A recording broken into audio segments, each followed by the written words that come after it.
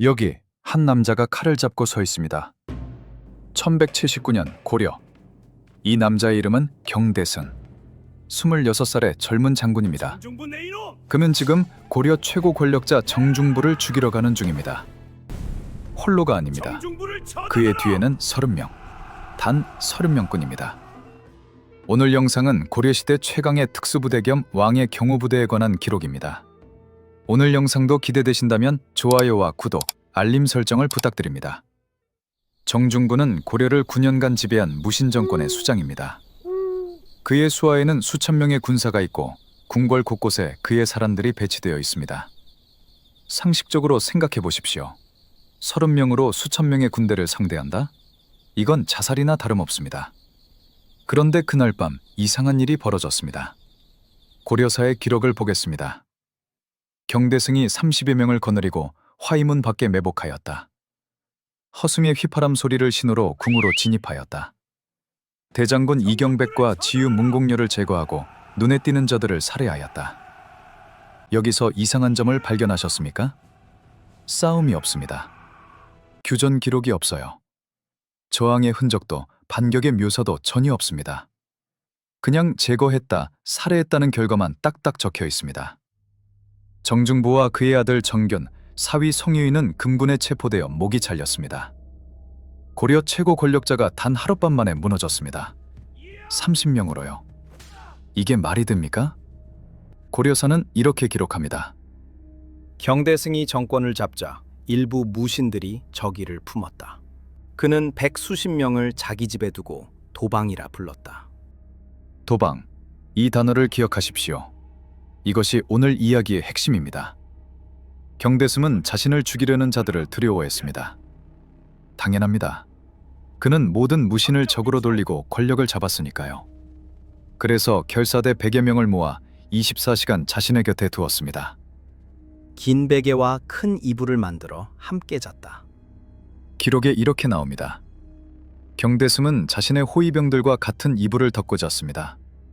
화장실에 갈 때도, 조정에 나갈 때도, 심지어 잠잘 때도 이들이 곁을 지켰습니다. 왜 이렇게까지 했을까요? 단순히 무서워서? 아닙니다. 경대승은 무언가를 알고 있었습니다. 싸움이 벌어지기 전에 모든 걸 끝낼 수 있는 방법을요. 경대승은 4년 후 29세의 젊은 나이에 급사합니다.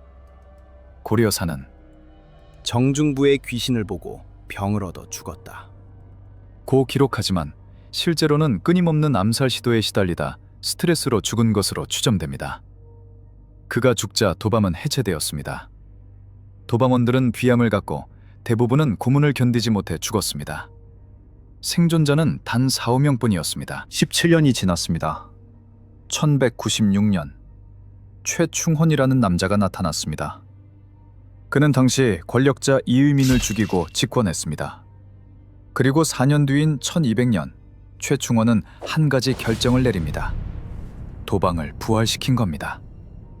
고려 사절류의 기록입니다. 최충헌은 불의의 변이 생길까 두려워했다. 문무관, 한량, 군졸 중에 힘이 센 자를 모아 6번으로 나누어 교대로 자기 집을 숙직하게 했다. 출입할 때는 6번이 모두 함께 호위하니 그 위세가 마치 전쟁에 나가는 것 같았다. 경대승의 도방이 100여 명이었다면 최충헌의 도방은 그 비교가 안 될 정도로 컸습니다. 6개조로 나뉘어 24시간 교대 근무, 최고의 무력을 가진 자들만 선발했습니다. 그리고 여기서부터 이상한 일들이 반복됩니다. 1211년 희종이 내시 왕준명을 시켜 최충헌을 암살하려 했습니다. 궁궐 안에서 벌어진 일입니다. 최충헌은 지주사 방의 문창지 틈에 숨었습니다. 중불이 3번이나 찾았지만 발견하지 못했습니다. 그 순간 도방이 움직였습니다. 기록을 보겠습니다. 도방 노영이가 대궐 지붕 위로 올라가 큰 소리로 우리 집 대감이 무고하다고 외쳤다. 도방들이 앞을 다투어 궁중으로 돌입해 최충헌을 구출했다. 여기서도 똑같습니다. 전투 묘사가 없어요. 그냥 돌입했다, 구출했다는 결과만 있습니다.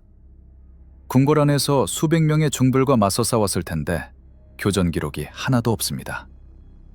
최충원은 이 일로 희종을 폐위시키고 강화도로 추방했습니다. 왕을 바꿔버린 겁니다. 이게 한두 번이 아닙니다. 최충원의 아들 최우 시대로 넘어가면 더 기가 막힙니다. 최우는 도방을 내도방과 외도방으로 확장했습니다. 내도방은 최우 본인과 저택의 직접 호위, 외도방은 친척과 외부 경비, 각각 6번씩 총 12개조로 편성되었습니다. 1229년 고려 사전료는 이렇게 기록합니다. 최우가 가병을 사열할 때 도방의 안마, 의복, 궁검, 병갑이 아름답고 사치스럽기 이를 데 없었다. 최고급 장비, 최고급 훈련, 그리고 결과. 여기서 질문 하나 드리겠습니다. 이렇게 막강한 부대라면 전쟁 기록이 있어야 하지 않겠습니까? 몽골이 쳐들어올 때, 거란이 침입할 때, 반란군을 진압할 때 도방이 나서서 싸운 기록이 있어야 정상 아닙니까? 그런데 없습니다. 도방의 전투 기록은 거의 없어요. 있다 해도 극히 제한적입니다. 왜냐하면 도방의 임무는 전쟁터에 나가는 게 아니었으니까요. 도방의 진짜 전장은 따로 있었습니다. 좁은 복도, 닫힌 문, 어두운 밤, 권력자의 침전압. 이게 도방의 전장이었습니다. 넓은 들판이 아니라 궁궐안, 수천 명이 격돌하는 해전이 아니라 핵심 인물 한 명을 제거하는 작전. 그래서 도방에게 필요한 건 화려한 무예가 아니었습니다. 한 번에 끝내는 근접살상 능력이었습니다. 고려사의 정병 기록들을 쭉 읽어보면 공통점이 있습니다. 도방으로 하여금 체포하게 하였다. 도방이 베었다. 도방이 끌고 왔다. 이게 끝입니다. 과정이 없어요. 싸움이 없어요. 저항이 없어요. 그냥 결과만 있습니다. 왜일까요? 간단합니다. 싸움이 성립되지 않았기 때문입니다. 도방은 싸우지 않았습니다. 도착하면 끝났습니다. 현대 특수부대를 생각해 보십시오. 인질 구출 작전을 벌일 때 특수부대가 하는 일은 뭡니까? 적과 정정당당하게 싸우는 게 아니죠. 문을 열고 들어가는 순간 모든 걸 끝냅니다. 3초 안에요. 도방이 정확히 그랬습니다. 고려시대에 이미 특수부대의 운용 개념이 있었던 겁니다. 여기서 더 섬뜩한 부분이 나옵니다. 도방의 훈련 기록이 없어요. 이상하지 않습니까? 이렇게 강력한 부대라면 어떻게 훈련시켰는지, 어떤 무술을 가르쳤는지 기록이 있어야 정상입니다. 그런데 없습니다. 왜 없을까요? 생각해 보십시오. 도방은 누구를 지키는 부대입니까? 고려의 실제 권력자를 지킵니다. 실수하면 주인이 죽습니다.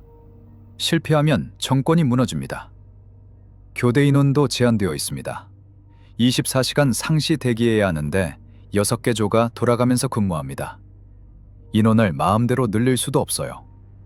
이 조건에서 살아남은 인원 자체가 이미 검증된 인간 병기입니다. 기록되지 않은 훈련, 기록되지 않은 싸움. 그런데 결과는 완벽했습니다. 거란 유민이 침입했을 때 고려사는 이렇게 기록합니다. 효용자는 모두 최충원 부자의 문객이고 관군은 파리하고 약하여 쓸모가 없었다. 싸움을 잘하는 사람은 모두 도방이 있었다는 뜻입니다. 나라의 정규군보다 도방이 강했다는 겁니다. 그럼 도방은 어떤 사람들로 구성되었을까요? 고려 사전료를 보면 문무관, 한량, 군졸 중에 간하고 힘센 자라고 나옵니다. 신분을 가리지 않았습니다. 오직 실력만 봤어요. 양반이든 평민이든 노비든 힘이 세고 싸움을 잘하면 뽑았습니다. 이게 얼마나 파격적인지 아십니까? 고려는 신군제 사회입니다. 그런데 도방은 신분을 무시했어요. 왜냐하면 주인이 죽으면 신분이고 뭐고 다 의미가 없으니까요. 살아남는 게 먼저였습니다.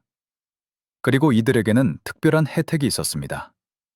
경제적 지원, 승진 기회, 그리고 무엇보다 권력자 바로 옆에서 근무한다는 위치. 여기서 도방의 가장 무서운 점이 드러납니다. 부대원 개개인의 무술 실력뿐만 아니라 바로 위치입니다. 도방은 항상 권력자의 바로 옆에 있었습니다. 왕의 침전 바로 앞. 권력자가 가는 곳 어디든지 무장상패로 24시간. 명령이 떨어지는 순간 이미 가장 가까운 곳에 있었습니다. 그래서 반란은 시작되지 않았고 저항은 기록되지 않았습니다. 고려서에 반복적으로 나오는 문장이 하나 있습니다. 도망하려 하였으나 도방이 먼저 이르렀다. 이 문장 하나로 끝입니다. 추격을 했다거나 격렬한 교전을 했다거나 당하고 반격하는 묘사가 없습니다. 도방이 먼저 도착했다. 즉, 이 문장으로 게임은 끝난 것입니다. 생각해 보십시오. 당신이 반란을 일으키려는 권신이라고 칩시다. 당신은 계획을 세웁니다. 경력을 모읍니다. 거사일을 정합니다. 그런데 문제가 있습니다. 도방은 이미 당신보다 먼저 움직이고 있습니다. 왜냐하면 도방은 항상 권력자 옆에 있고 권력자는 당신의 움직임을 이미 알고 있으니까요. 당신이 군대를 모으는 동안 도방은 이미 당신 집 앞에 와 있습니다. 이게 공포입니다. 절대적인 거리의 우위, 절대적인 시간의 우위. 도방이 활을 쓴 기록도 있습니다. 그런데 묘하게도 적을 죽이기 위해 활을 쓴 게 아니에요. 탈출 봉쇄, 접근 차단, 심리적 압박. 도방의 활은 사격 무기라기보다 통제 장비였습니다. 현대 경찰 특공대가 총을 쓰는 방식과 비슷합니다. 최씨 정권은 4대 60년간 지속되었습니다. 최충원, 최우, 최항, 최의 4명의 권력자가 60년을 지배했습니다. 그 60년 동안 수많은 암살 시도가 있었습니다. 수많은 반란 음모가 있었습니다. 하지만 단 한 번도 성공하지 못했습니다. 왜? 도방이 있었으니까요. 1270년 무신 정권이 무너졌습니다. 원종이 이미무를 제거하면서 100여 년의 무신 정권이 끝났습니다. 도방도 함께 해체되었습니다. 그렇게 도방은 역사에서 사라졌습니다. 싸움을 기록하지 않은 채로요. 고려에서 가장 강한 군대는 전쟁터에 있지 않았습니다. 그들은 깃발도, 전공도, 전투 기록도 남기지 않았습니다. 대신 권력자의 바로 옆에 서 있었습니다. 도착하는 순간 모든 게 끝나는 인간 병기들로써요. 고려시대 최강의 특수부대, 도방. 들어보니 어떠신가요? 현대의 특전사, UDT, 부파공작원 같은 특수부대보다 더 대단했던 것 같지 않나요? 여러분들의 생각을 댓글로 남겨주세요.